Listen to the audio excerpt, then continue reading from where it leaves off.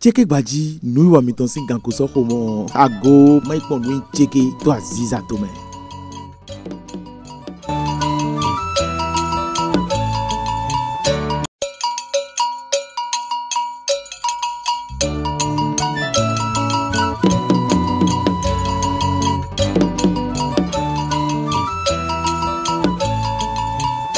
Mirondo me popa pata mikuro wanyina bukuro gbejini no mikonyondo podizangwele popa pata eno kanchro popo ja eton fo mino le pon komito horo poti mito kana 3 Benin kana 3 fungwe wa majibo eno yin ayaje bo midono sigano pon nunda ero dagbe nwe nu cheke to Benin igba mitonji logbon Aziza lesin otome minadondo me yi chono miton deuxième production sin agbaiji we meeting te to fi poroto nu wa le nkoton basi egbe nu wa miton minabon apako vovo aton ji mi kono bon le wayin titan we minayondo apako enyi Aziza tengbeju enyi oyeselo meton Aziza tengbeju poto mi no kona mi nu edo na yun mi no gba apako mon koton we popo e ka so basi Aziza basi to cheke lo su papa mi no ali mon koton ji menu e kanai Aziza basi to cheke sin chono minayi to egbe gabino yidomo minayondo metrozon ato enyi bokanyi Aziza da holo poto to miton bo ho lomi le eno to nkonko bolo sigano basi no yodo slam ene to Aziza lesin agbaji no inu mon koton ena to mon ami bon mi na do ko pele to ali mon koton ji le na wo su papa e ka lo be Aziza zon lo me bon mi na so kwita to na mi to no wa le koton ji na no mi pondo mi ni fo na lo sigan pon e ke le popa pata abon ko o ye selo meton mi na yi apako mon koton ji Aziza tengbeju apako yi ton di.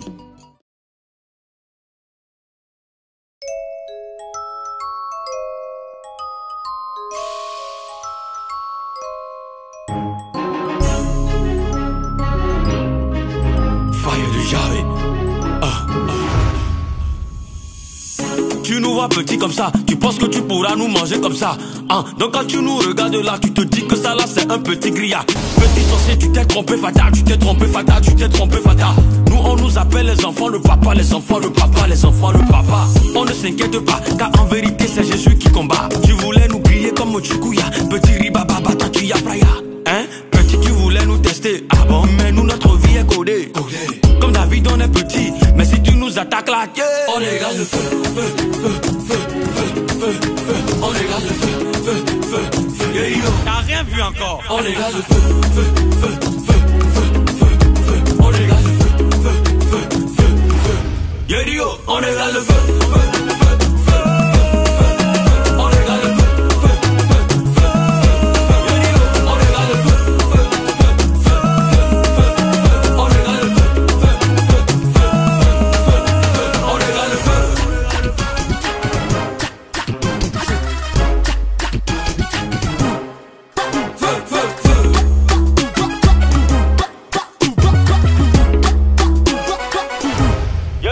On dégage le feu. Ils se demandent comment ça se fait qu'on soit toujours là. Ah, le leur dit que c'est Jésus qui nous maintient là. On se refuse derrière le grand guerrier fort dans les combats. Oh, petit méchant, calme-toi. Enfant de Dieu, parle peu. Nous, notre âme, la foi. Yedio, la foi. Donc faut laisser ton affaire de gris-gris. Mon ami, je dis on va prier. Mais si tu continues mal, tu vas finir. Ah, on dégage le feu, feu, feu, feu, feu, feu, feu. On dégage le feu, feu, feu, feu. Yedio, on dégage le feu, feu, feu, feu, feu, feu, feu. On dégage le feu, feu, feu, feu, feu. Yedio, on dégage le feu, feu, feu.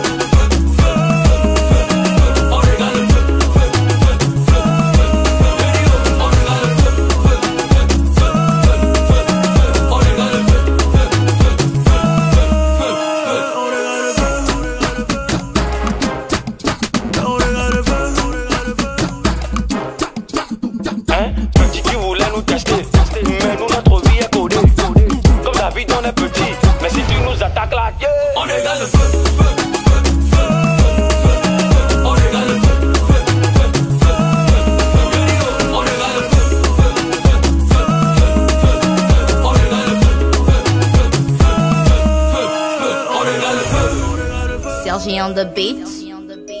Basito cheke gaye me minakpon Aziza daho daho e nonze nou dagwe nou cheke rote to mi to mele kan lo di holi Asita cheke Aziza Tengbeju Aziza jo Aziza miko dora mi do o 5 ans mi no kona mi to apa ko lenkoton mo ko negbolo na mi ko Gabino ahovi baje na diami Doganji feeling rap to e ma di okon ese mi le so to holo menya amo feeling lo ko di okpele pele Doganji na telo Doganji ndono e bodono téléspectateurs mais to mi pole ya to tole mina ai so pale on mais to mi pole ndono me bi pata na chena we na kigola zelo tanami oilo mi lo agbalosa e on zo ya ga ogamo e na chena mi le so papa mi lo ndo mi ole so papa nungo mi se Gabino ahovi e na pachami o yo français gbero o e no pon file ganji to asome do nous pon mettons zon e no wa o bokanyi le poto beneto lo me fi bon egbedi Aziza eyin o Aziza zon e to talent e do e ma si kan jodo oken e mi na wole bona wo so papa bona so basi Gabino e non kaka o Aziza zon e mi no wa witen mo e bedi ko te mo mi kazi hando am Aziza holo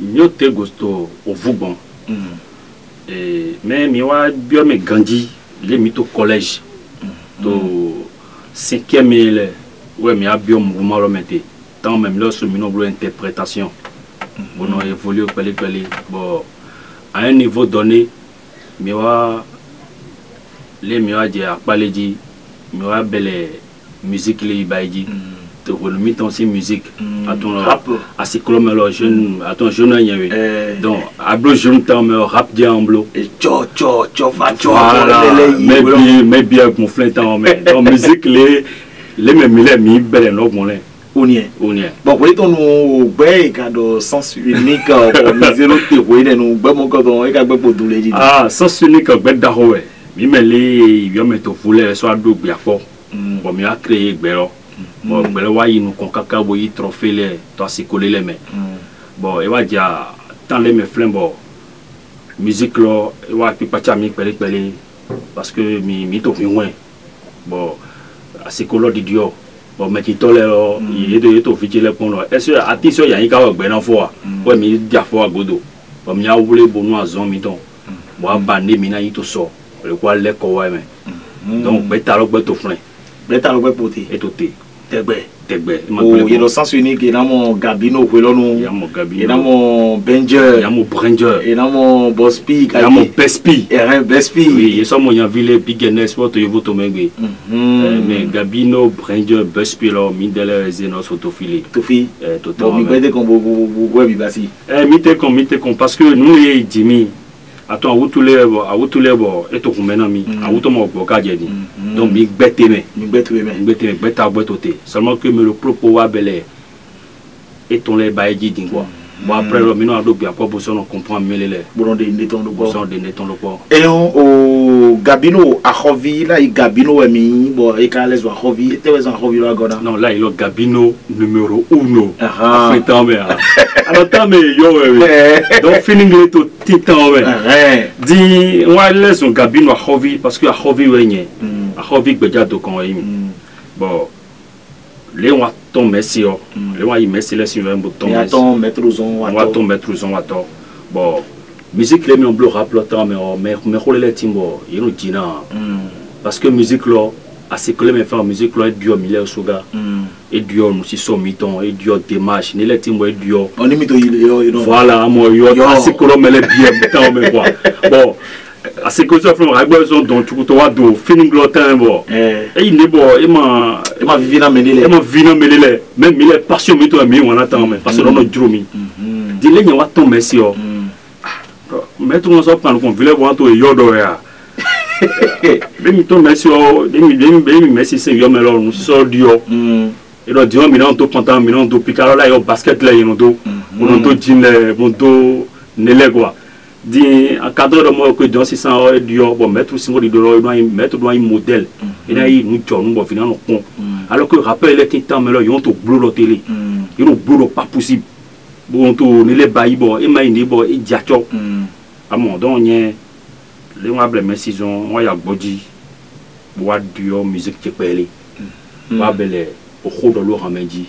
Donc je suis devenu appelé après un slammer. Slammer. Bon, on va go à Hovi, on va dire à Hokanti à Hovio, au zéro ta. Donc ouais, gigolo tamika diagbe. Ouais, gigolo to tamika diagbe. O Gabino, mono abaye ran les dans betrozon atole. To welo no pikandi. Les no yio me on. On pon no soso. Papa tiele dit mais merci. Bon, merci si me gbe dit me lo frère so mo lo. Bon, les wa merci si école lo. Et bon, il y a des villes nous compter. Bon, on trouve qu'on ville, il sous on vit les bombes, le moment que à son les bois, à son les bois vivi, à son les bois sur d'autres tout là, à son les bois, mais les timbo il m'a mis un ami, mais la belé il monte à son nom, mais là la pêche sous donc on a donc na dira, bon na pas qui gona merci les, bon na flin, au mais les mis à son voilà na togan, bon na dohole yen lo.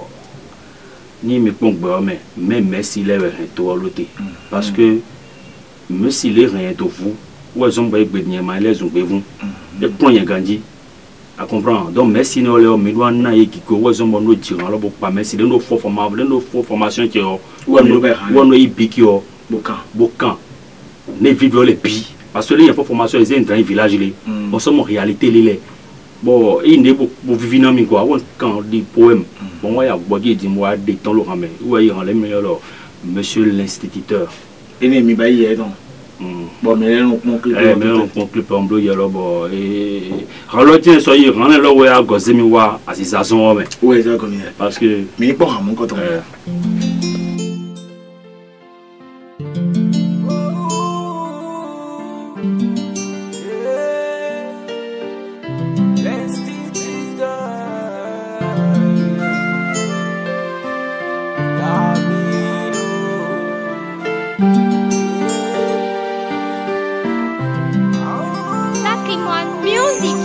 Chers demoiselles, chers mesdames et messieurs, avant tout propos, permettez-moi de me présenter. Mon nom, c'est Oukanrisse Yves Gabin, alias Gabino Aravi.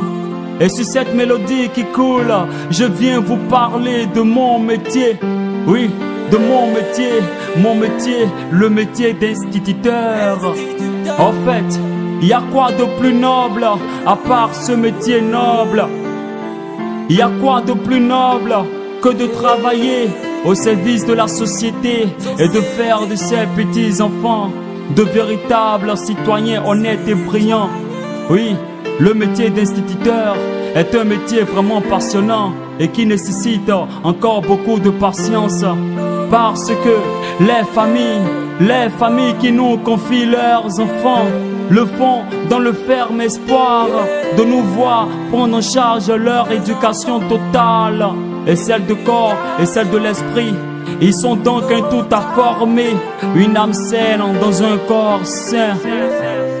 Une âme saine dans un corps sain.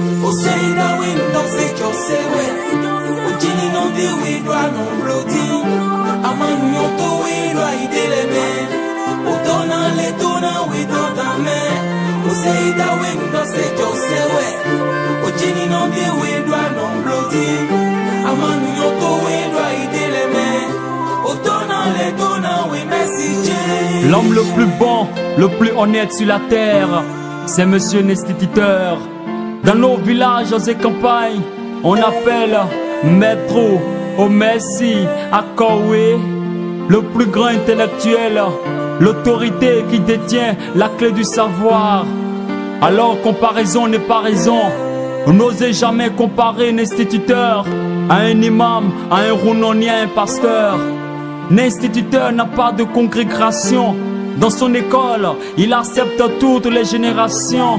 Et que tu sois fils de pute, fils de l'église, fils de mosquée ou fils du couvent, et tu fais partie de sa famille, l'instituteur n'a pas de religion parce que l'école est laïque.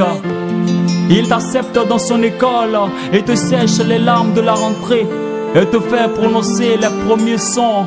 A, bo, ko, bo, do, e, fo, go. Po, ipi, po, opo, pipo, to, iti, to, oto. Gabino, oui. Dans le verra, il y a français. Et quelqu'un dit, o gbele me gbele a holuna mi ache do mi no pon we filet lo gbele le oui au français gbe oui français gbe mo gbe di to me bi di mi kan lo gbe mi ton lo so to tanta me mo et to tanta me oui parce que nous sorti mi so non ba ipele to yo me we yo go no se adien mais seulement que français gbe o o me yin no blo mi ga ka sa godo do kona vile to ni le to ayo ene le majeur ba majeur ba alo ene lo no zombo vile timbo no gbele ko me bo ye mo so no juro na ndo ko ba mo do ene le o e ma so de me ba o la ile vile do an to gbe ton magbe e so jogo le no mesu mesi le o mi so no do la to yo gbodo ka bo e ma ki abaza matere ka o vile comparer en ze wa to ton me de lo blanc tout moi bo no voulez blé e ro jo en situation de classe là tout est possible et on nous y a cambio mi de vous dire ni au mettre aux lo bolo ranzon lo podi na mi kanu cha we le biro bobo na speke nous amo yero merci o mi na be ya da kele yero metro et pourquoi font le merci yero merci o mewe to bi gbome to agbasame et to proper sans tâche, sans défaut. Ah bon, ne merci on est. Mais tu as merci non, merci nous beto, merci nous former beto nous John oui. Ouais zombo. Dans un merci toi ne puis merci oui. Il do merci yo. Na moto théorio, il veut le psychologue, il veut le mathématicien, il veut le mécanicien, il veut le couturier, puis merci oui. Donc nous pour venir to classe yo. Venir nous c'est bien. Et nous la connaît to classe yo, nous c'est que nous mais ni est son classe allez to mo jawe gbe yo yeno démissionner ça dit yemo sono c'est rôle yemo sono c'est ne mi no pon ile ba bon mais qui tole le timbo ile sou ye ba ile ye mo so fon lo dire mi bon yeno to vilo le clé de bon mais vilo le bino anto to classe do merci gen ne bi bayi dit wa mo que wole mi no ko vilo to auto 4 mi école ton lo pia là j'ai décidé que na go bono na yikpon lo hancheme wono bele o hamba edi bo hanlo na se hanchile pon clé c'est l'islam éducatif parce que leçon de morale mi no blole civisme morale biwe to islam lo men woni velo seo parce que le jawe be na ko télé et na radio et na o CD c'est des ka yon et là o CD boy c'est des no bolo yonto ko c'est dire bo yonto mu pele classe on to men donc on yesu baye forme lo na blo han ni jago et na on sait pour mon quand on les bon quand tu as dit ouais bon et tout mon bobito mon au musée ou association miton là do agona mettre aux on prendre aussi grand nous au filet mon raison mon quand on va mettre gandi on va enter bon fille mettre dit au cabilo à Rovi miodé à Baleton et on doit oui avant bien bail on peut le pondre le coton to rap l'homme là bon slam ton là soit de le coton peut-être mais des slam ton là de tantôt année passée la fois où concours pour 2021 de tantôt ouais mais des avant mon quand on bon on a bien cadé mais bon on a ouais caillé on dit il a au moins 8 titres sur l'album bon a expliqué nous et album le volume 1 parce que un tout projet les mains était meilleur au volume 1 parce que album longueur de temps l'eau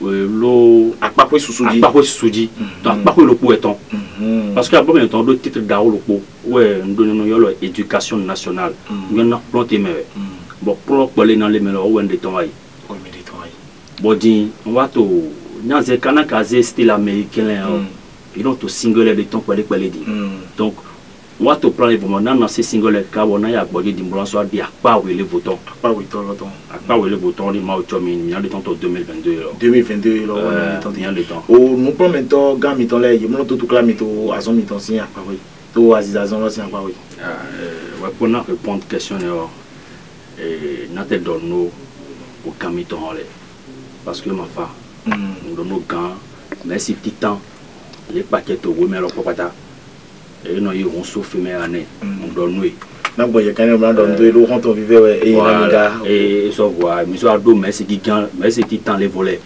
et là il y a Jovi Thierry a dit André Toti mais les là you know momi télé boy no chomi les mon ne blo météo yi ne bo et to merci sont réglés parce que n'a c'est rien ton c'est merci les non bail halile di la reine Aloria mi sur bono don parce que mi ton halon non vous fait les conclure bon ni soit si on d'accord mais des mino blo musique les no travail vici bigomé vici mentalité vici esprit donc parce que nous to classe a don blo a don bail leçon les peuple au rendu et en besoin bon halé no de classe les conseils en clair donc faut moi alors parler pour mais dès lors comme on a évolué là mais c'est d'une manière un peu professionnelle ouais mais nous dire les bon dans la musique mais dit bon vieux et télé bon mais qui toi non croit mais tout le dire mais c'est rien et point mais ouais non si c'est non si c'est ouais ça non il prend le go parce que rôle éducateur là ouais mais nous jouer autrement de rugby donc ils sont bon gami ton là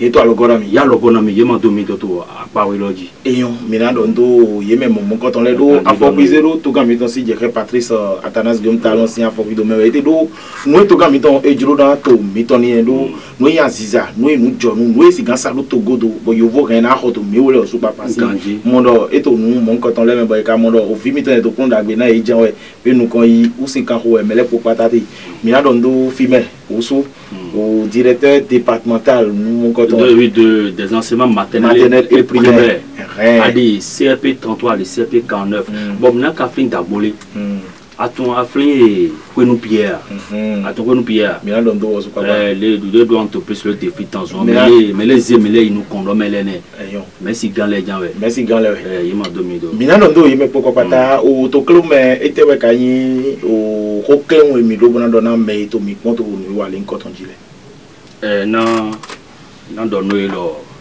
des ni kulo mécans hiro beaucoup de mécans vivants nous les bailler terminant yo minai parce que mi m'ont découragé mina bayi bona bayi ugamo bona boye kan nan boye kan no donno au kanti à son meton à Oyole école l'intéon mais école est en coupe à Oyole directeur a eu fait mais directeur là you know yimi kanji bosono todu mi kanji Tcheke Badji, quand on l'a mis dans le mais pour papa, quand tu vois Minado, il m'a sorti il y a des veaux et un cabino à Hoviton. Quand tu as aussi quand Critana, nous à Lincoln, moi, ouais, Minado, mais pour papa, et notre mi-pont, nous à Lincoln, dit, et Béton, et ma soto, mon arou.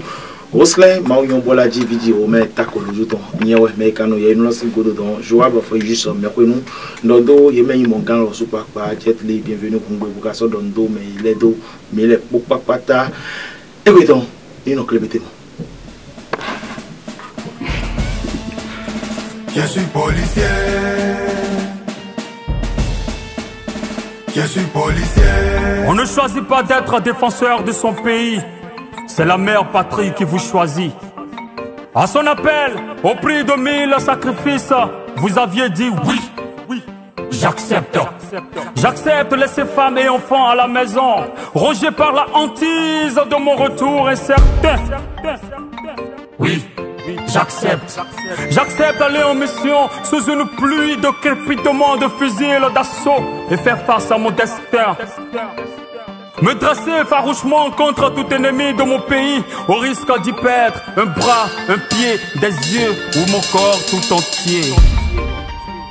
J'accepte éradiquer la violence sous toutes ses formes par la dissuasion, une discipline inébranlable et un engagement incorruptible. Oui, j'accepte. J'accepte de faire face aux représailles des hors-la-loi, aux menaces et intimidations de tout genre sur ma personne. Oui, j'accepte. J'accepte parce que je suis un soldat, un policier, un marin, un militaire, un forestier, un douanier, un pilote de chasse. Je protège ma patrie, sécurisant quartier, ville et village de jour comme de nuit, et souvent privé de sommeil. Je suis policier. Oui, j'accepte. Je suis policier. Je suis un pompier, je suis un marin, je suis forestier. Je suis policier. Je suis militaire, je suis un douanier, je suis policier. Je suis policier. J'aime trop mon pays. Oh, oh. Je suis policier. Je défends ma patrie.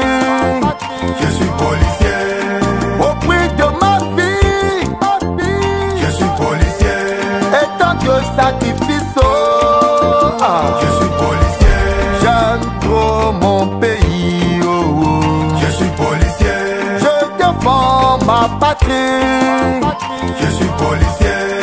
Au prix de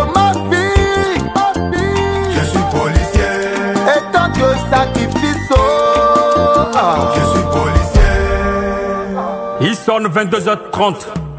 Je reçois des coups de fil insistants de ma femme. Ne pouvant décrocher car en pleine opération sur un front. Elle m'envoie une pluie de messages. Je parviens à en lire quelques-uns, me disant que mon fiston est gravement malade à la maison. Le cœur